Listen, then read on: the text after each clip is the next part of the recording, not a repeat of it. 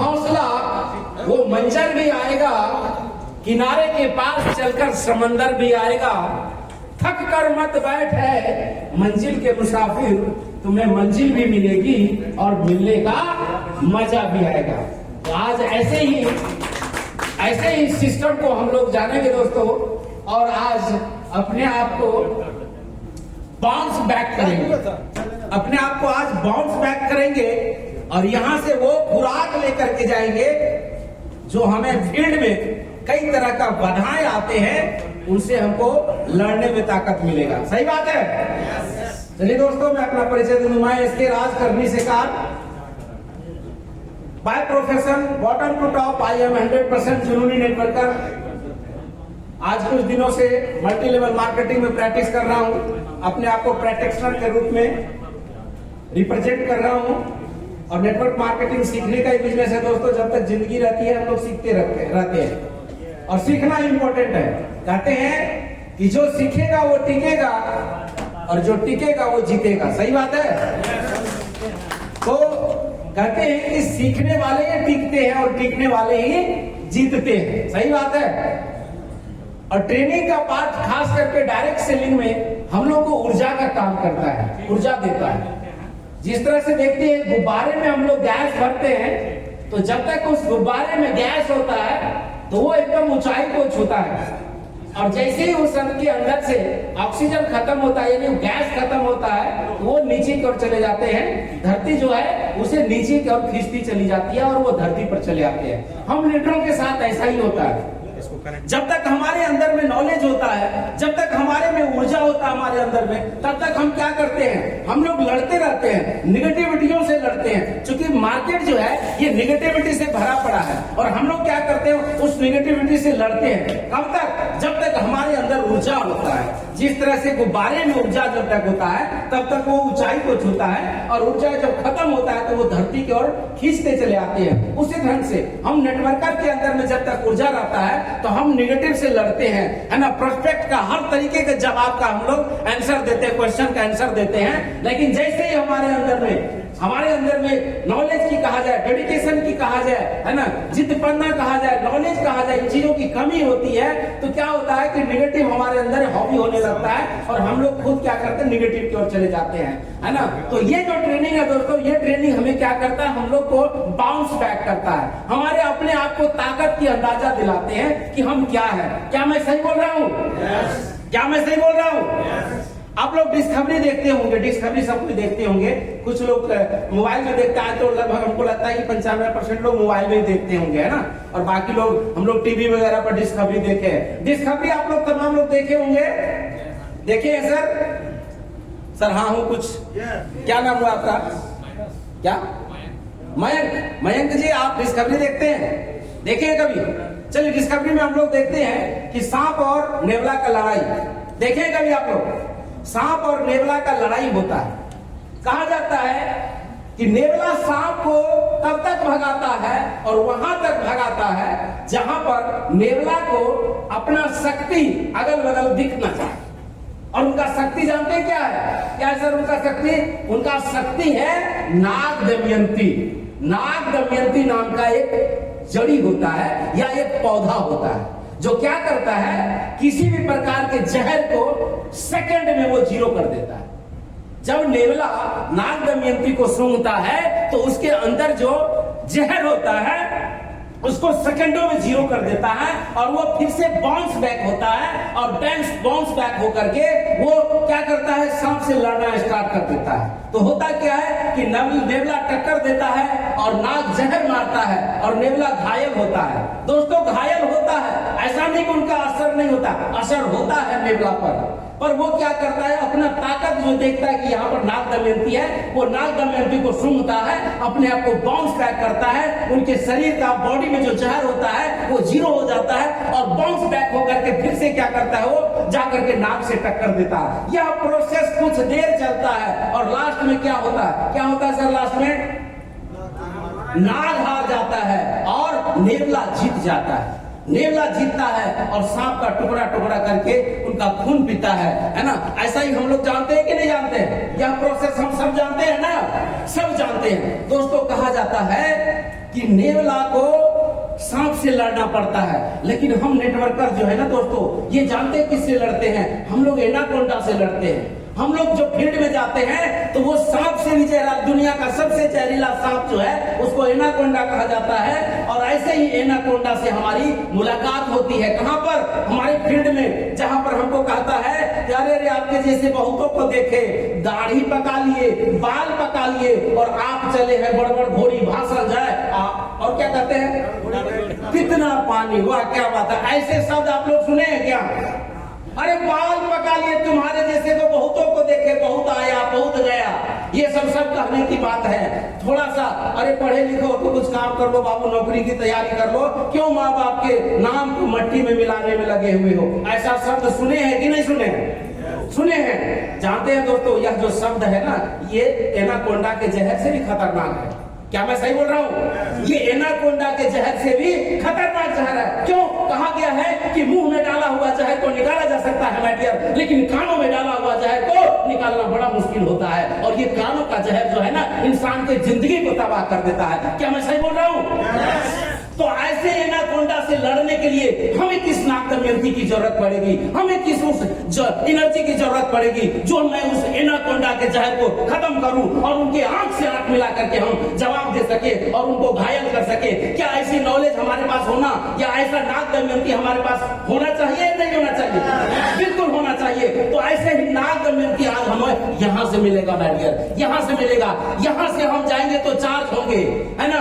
और वो क्या करेगा? मुझे डिस्चार्ज करेगा। जैसे नेवला क्या होता है? नाग दमयंती को सुनता है तो चार्ज होता है, जहर मारता है वो घायल होता है। Charge discharge, charge discharge, charge discharge के प्रोसेस से नेवला को कई बार गुजरना पड़ता है, तब जाकर के वो नाग को क्या करता है? नाग के ऊपर में अपना विजय हासिल करता है। करता है कि नहीं करता है? तो हमें भी ऐसा ही करना पड़ता है माय डियर। हम जब यहाँ आते हैं तो चार्ज होते हैं, फील्ड में जाते हैं डिस्चार्ज होते हैं, यहाँ चार्ज होते हैं, फील्ड में जाकर के डिस्चार्ज होते हैं। और चार्ज और डिस्चार्ज के प्रोसेस से ना जाने कई साल तक हम लोग को गुजरना पड़ता है। और माय डियर, आप लोग पढ़े लिखे व्यक्ति हैं, कहा जाता है कि जिस डिवाइस को चार्ज और डिस्चार्ज से लगभग 100 बार या 1000 बार गुजार दिया जाए, दुनिया उसे ट्रांसफार्मर के नाम से जानती है। जानती है नहीं जानती है?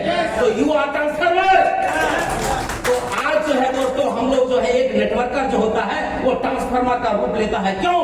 क्योंकि वो अपने जीवन में कई बार चार्ज और डिस्चार्ज के प्रोसेस से गुजरते हैं। तो इसी चार्ज और डिस्चार्ज के प्रोसेस से गुजरने के लिए हम लोग आज इस हॉल में बैठे हैं माय डियर। कहते हैं कि लोग काफी है टीम में, बहुत सारे लोग हैं, लेकिन वही लोग यहाँ पर आए हैं जो अपने आप को इनोग्रेट करना चाहता है, जो अपने आप को बाउंस बैक करना चाहता है, जो अपने आप को जीतना चाहता है, जिताना चाहता है, अपनी टीम को लेकर के ऊंचाइयों तक छूना चाहता है माय डियर। वही अपने आप को बाउंस बैक में, वही अपने आप को भट्टी में डालते हैं। क्या सही बात है?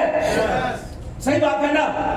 आप लोग चील को जानते होंगे कि चील का उम्र जो है 70 साल होता है, लेकिन 40 साल के बाद उस चील का पंजा और उनका जो क्या कहते हैं चोंच होता है वो बड़ा हो चुका होता है। जब वो शिकार करने जाते हैं तो नाखून बड़ा होता है और उसका चोंच बड़ा हो जाता है। उसके चलते क्या होता है? उनका शिकार जो है चुंगल से छूट जाता है और वो एक ही डिसीजन लेता है कि अगर यदि और 30 साल का जिंदगी मुझे चाहिए तो मुझे फिर से अपने आप को घायल करना होगा, मुझे खत्म करना होगा। जैसे एक बीज को बड़ा करने के लिए अपने अस्तित्व को खत्म करना होता है, अपने आप को समाप्त कर देता है जमीन में जाकर के, तब वो एक पेड़ बनता है और पेड़ से ना जाने उनकी एक अलग पहचान होती है। करोड़ों लोगों को फल देते हैं, करोड़ों लोगों को छाया देते हैं। उस बीज के तरह वह चील सोचता है कि जब तक आप मुझे अगर यदि 70 साल जीना है, यानी 40 साल मैं जी चुका हूं और 30 साल का जिंदगी मुझे और चाहिए, तो मुझे अपने आप को खत्म करना होगा, मुझे अपने आप को अस्तित्व को मिटाना होगा। वो जाता है एक चट्टान पर जाता है और अपना चोंच को पटक पटक करके चोंच को वो तोड़ देता है, पटक पटक करके अपने नाखून को तोड़ लेता है और सिर जो है अपने आप को घायल कर लेता है। बड़ा पंख होता है, पंख को वो नोच नोच के सारे पंख को खत्म कर देते हैं और फिर से वो 30 दिन तक भूखा प्यासा उस चट्टान पर नए पंख को आने का इंतजार करते हैं, नए नाखून को आने का इंतजार करते हैं और नए चोंच का इंतजार करते हैं। उसके बाद वो 30 से 40 दिन के बाद फिर से जो है वो शिकार के लिए तैयार होता है और फिर से वही जिंदगी, फिर से वही 18 वर्ष की तरह वह जिस तरह से जवानी में वो शिकार करते थे उसी तरह से शिकारी बनता है, और वह चील जो है 30 साल का जिंदगी और इंजॉय करता है, और इंजॉय करता है। दोस्तों सोचिएगा जरा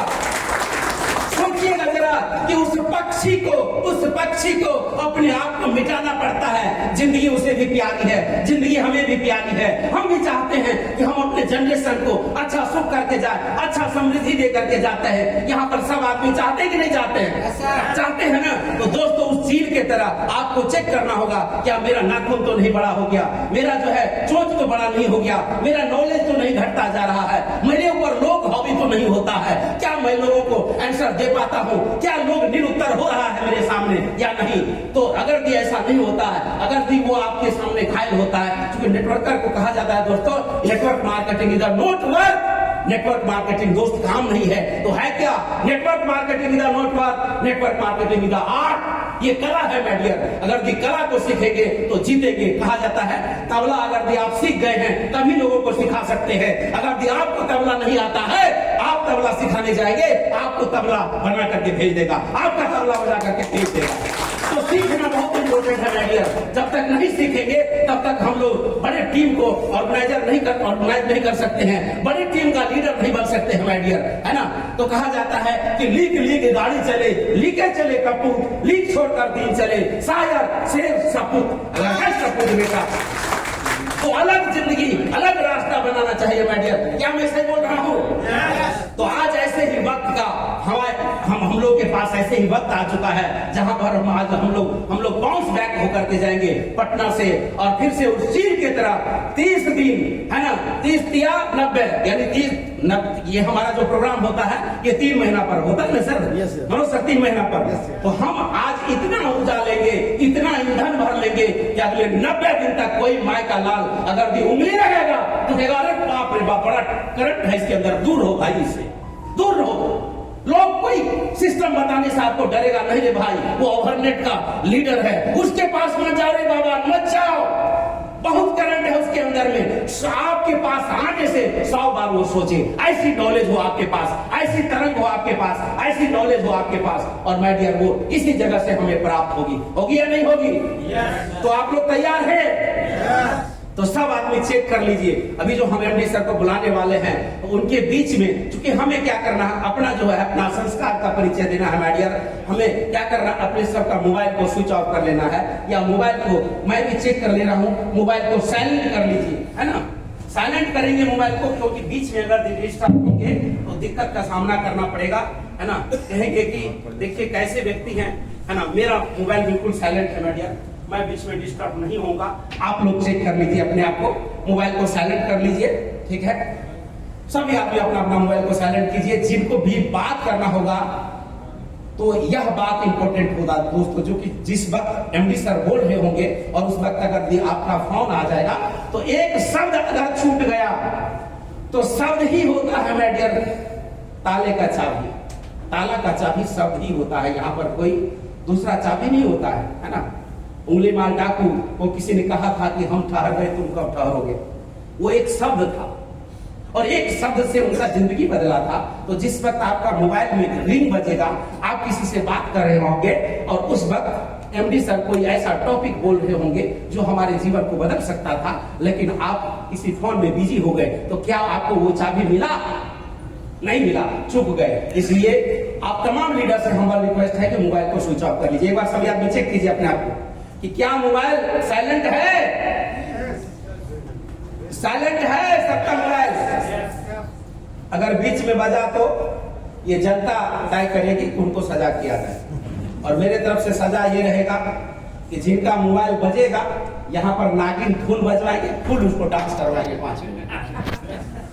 अगर यदि नागिन डांस आता है तो आप लोग मोबाइल को खोल कर रखिए, बजेगा और यहाँ पर नागिन धुन बजेगी, आपको 5 मिनट डांस करवाएंगे, ठीक है ना। अच्छा रहेगा कि अगर दिन नागिन धुन अच्छा आप नाच लेते हैं तब तो कोई बात नहीं है, अगर दिन नहीं नाच आता है तब तो लोग कहेगा कि भाई, है ना। तो अच्छा क्या रहेगा? नागिन धुन अच्छा रहेगा। नागिन धुन बजाना इंपॉर्टेंट नहीं है, उस नागिन धुन पर नाच भी आना चाहिए। ताकि लोगों को अच्छा लगे। सही बात है ना? तो सभी आदमी कर लिए।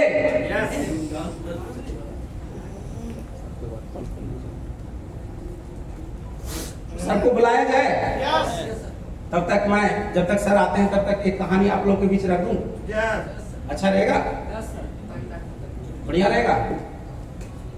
जी साहब, बढ़िया रहेगा। बढ़िया रहेगा। कहानी है एक ऐसे व्यक्ति का, एक राजा साहब का, जो ज्योतिषी पर विश्वास नहीं करते। वो कहते हैं मैं जो लिख देता हूं वही सत्य होता है। वो राजा साहब एक ज्योतिषी को हाथ दिखाते हैं,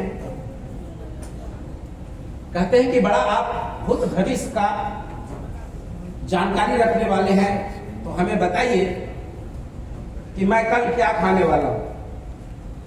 तो ज्योतिषी जो थे वो बोले राजा साहब कल आप अपने पत्नी के हाथ से गर्मा गर्म हलवा खाएंगे, जैसे अभी हम लोग खाए थे ना, हलवा खाए थे ना, ठंडा ही था, कोई बात नहीं है। हम लोग लेट हुए थे, जिस वक्त तक आप आए तब तक ठंडा हो गया, लेकिन हलवा बेचारा गर्म था, उसकी गर्म होने की एक टाइमिंग होती है। कोई बात नहीं, ठीक है। तो बोले राजा साहब कल आप अपने पत्नी के हाथ से हलवा खाएंगे। बोले ये कैसे आप कर सकते हैं, अगर दिन नहीं खाए? तो बोले कि आप नहीं खाएंगे, ऐसा हो नहीं सकता, क्योंकि आपके हाथ की लकीर में लिखा हुआ कि कल का जो तिथि है वो आप अपने पत्नी के हाथ से गर्मा गर्म हलवा खाएंगे। अब किसी चीज का हलवा हो खाएंगे, आपकी पत्नी आपको हलवा खिलाए। तो बोले पंडित जी अगर हम नहीं खाएंगे हलवा तो? बोले राजा साहब आप खाएंगे हलवा, आप लिखा हुआ आपकी लकीर है आपके हाथ में। तो बोले अगर नहीं खाए तो सर आपका सर मेरा सर आपका जूता।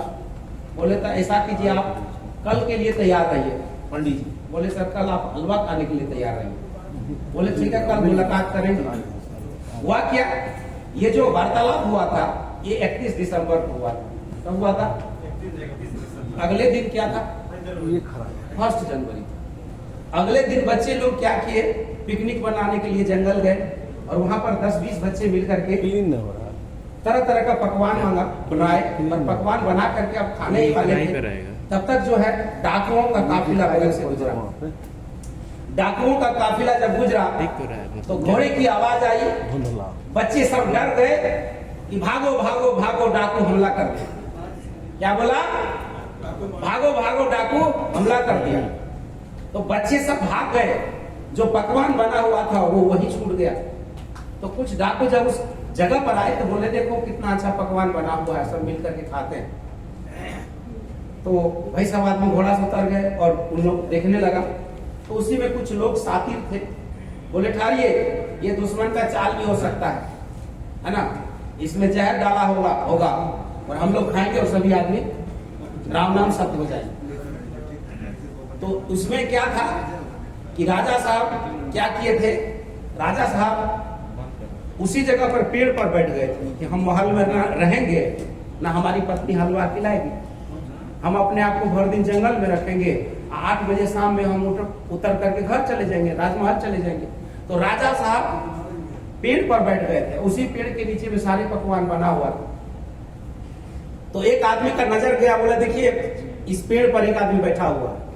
बोला ये नीचे उतरो, उनको नीचे उतारा और पूछा देखो इसमें जहर डाला है क्या?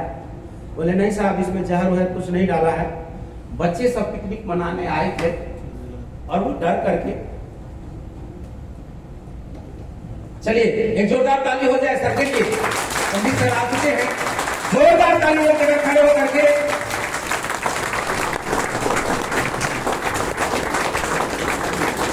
Welcome sir.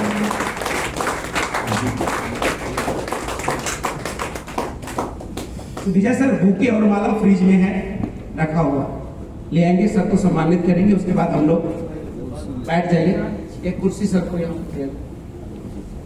सर कुर्सी।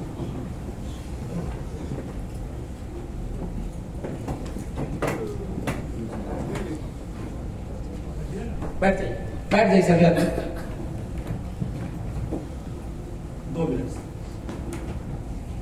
तो हुआ क्या, राजा साहब बोले कि नहीं ऐसा कुछ नहीं था, बच्चे सब डर करके चले गए, ये ठीक ठाक है। तो बोले ऐसा कीजिए, आप खा करके दिखाओ। तो बोले देखिए खा तो लेंगे, हम सब चीज खाएंगे लेकिन हलवा नहीं खाएंगे। तो सब आदमी बोले कि जहर हलवे में है, इसको पहले हलवा खिलाओ। राजा साहब को खाने देते, जबरदस्ती मार मार के हलवा खिलाए और राजा साहब को हलवा खाना पड़ा। दोस्तों कहानी में ये छुपा हुआ है कि हम अगर भी जिस चीज को आज हम नहीं समझेंगे तो उस चीज को हमारे जनरेशन को समझना पड़ेगा, है ना। अगर भी हम सही सलामत से कोई चीज कर लेते हैं तो अच्छी बात है, नहीं तो जबरदस्ती एक दिन हम लोग को ये करना पड़ता है और तब तक हमारा समय जा चुका होता है। तो आइए हम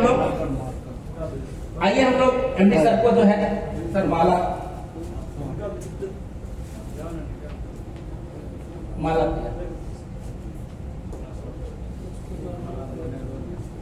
तो समय रहते कोई चीज अच्छा लगता है, सही बात है कि नहीं?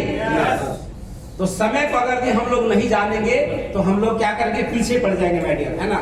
और सही वक्त का चुनाव करना, क्योंकि शेर जब शिकार करता है तो कहा जाता है कि वो जो है मात्र सोचने में बेशक टाइम लेता है लेकिन शिकार करने में 30 सेकंड का टाइम लेता है, और 30 सेकंड का टाइम उनको जो है विजेता कहलाता है मीडियम, है ना। तो समय को जानना और उस समय पर एक्शन ले लेना बहुत इंपॉर्टेंट होता है कि नहीं। हमारे पास लाख नॉलेज हो लेकिन उसको हम अप्लाई ना करें, हम उसको एक्शन ना बदले तो क्या रिजल्ट आएगा?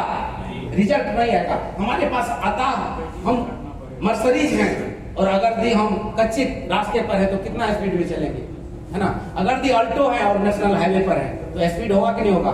आप क्या हैं ये इंपॉर्टेंट नहीं है माय डियर, आप कहाँ हैं ये इंपॉर्टेंट है। एक बार जोरदार ताली बजाइए। आज हम लोग ऐसी जगह पर आए हैं जहां पर अपने आप को एक ऊंचाई पर छू ले जाने का ये रास्ता है माय डियर। इस ट्रेनिंग के माध्यम से हम बहुत ऊंचाई को छू सकते हैं। क्या हुआ सर? एक ऊंचाई को छू सकते हैं। माला तैयार किया जा रहा है, हम लोग एमडी सर को सम्मानित करेंगे, उसके बाद जो है ट्रेनिंग को स्टार्ट करेंगे दोस्तों, ठीक है।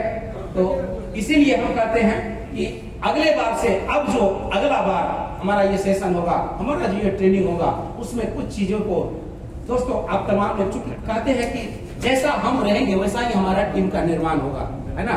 अगले बार से जितने भी गोल्ड एवॉर्ड होंगे वो ड्रेस कोड का जरूर ख्याल रखेंगे, ड्रेस कोड का जरूर ख्याल रखेंगे। ड्रेस कोड क्या करता है, हमारा एक पहचान दिलाता है। अब छोटा तुलसी का पौधा ले लीजिए और बड़ा तुलसी का पौधा ले लीजिए, और जो व्यक्ति तुलसी को पहचानता है उसको 2 पत्ते वाला तुलसी दे दीजिए और एक बड़ा झाड़ी दे दीजिए तुलसी वाला। वो दोनों को क्या कहेगा? क्या कहेगा? तुलसी कहेगा, क्योंकि तुलसी का पत्ता तुलसी जैसा दिखता है। हम लोग क्या चाहत रखते हैं? हम लोग क्या चाहत रखते हैं? क्या चाहत रखते हैं हम लोग? करोड़पति बने। सबका सपना है कि नहीं? यस। करोड़पति बनना सबका सपना है। अच्छा, शेर का बच्चा बिल्ली की तरह दिखेगा क्या? नहीं दिखेगा ना। शेर का बच्चा किसके तरह दिखेगा? और मजूर का बच्चा, और चील का बच्चा, और मुर्गी का बच्चा।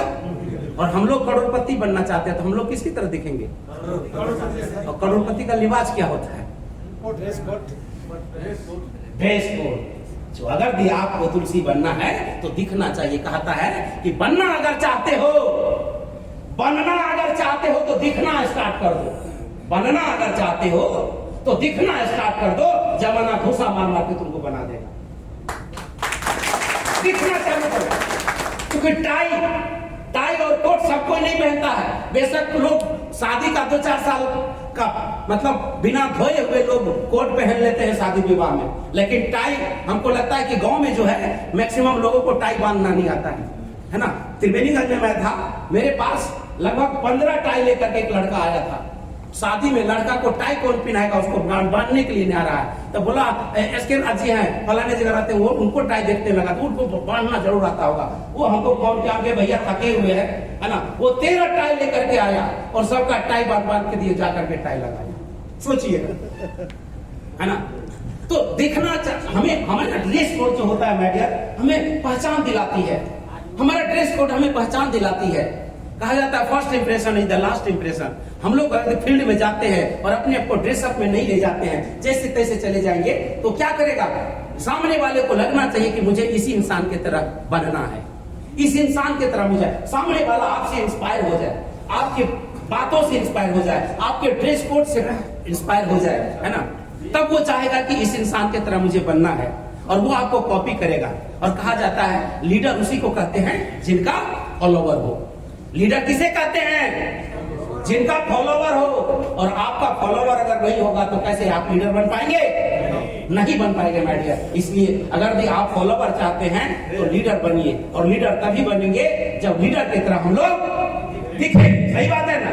तो अगले बार से अगला जो तीसरा माह का हम लोग का ट्रेनिंग सेशन होगा, तो आप लोग कोशिश कीजिएगा ड्रेस कोड में आने का।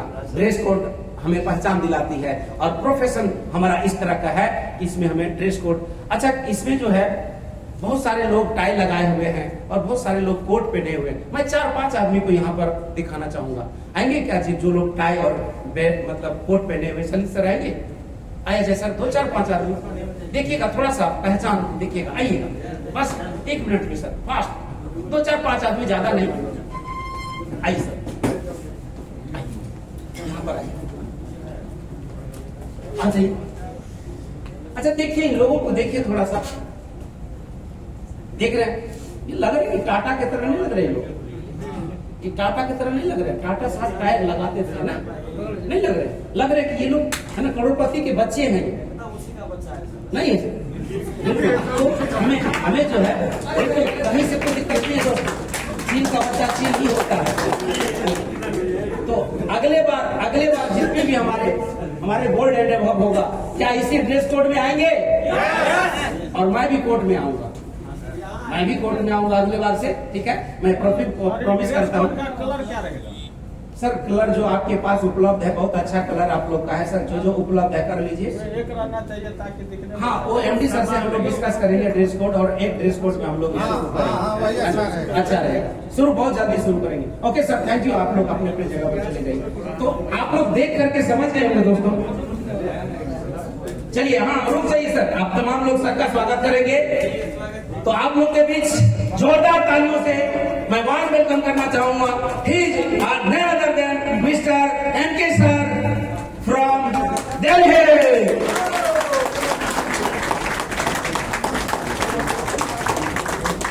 माला पहना के सबको सम्मानित करेंगे, बुके देकर के सम्मानित करेंगे सभी आदमी, सभी लीडर्स।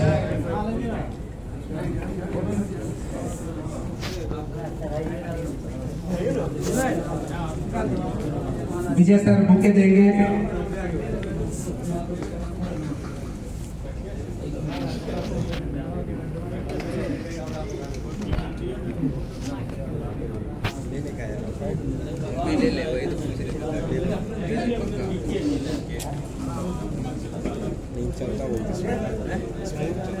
दोस्तों तालियां बजती रहनी चाहिए, मीठी मीठी तालियां बजती रहनी चाहिए। ताली हमें एनर्जी देती है, पॉजिटिव माहौल क्रिएट करता है ताली, इसलिए छोटी छोटी तालियां बजती रहनी चाहिए।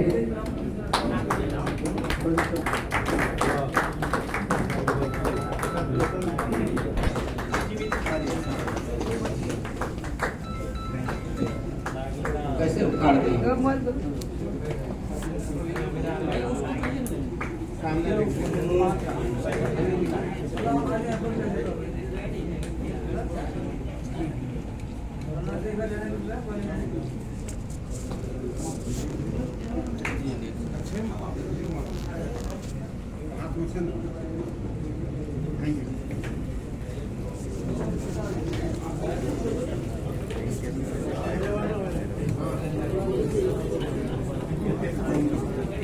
मेरा हिस्सा रह गया था सर।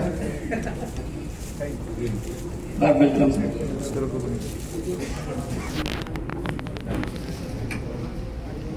तो आप सभी लोग दोस्तों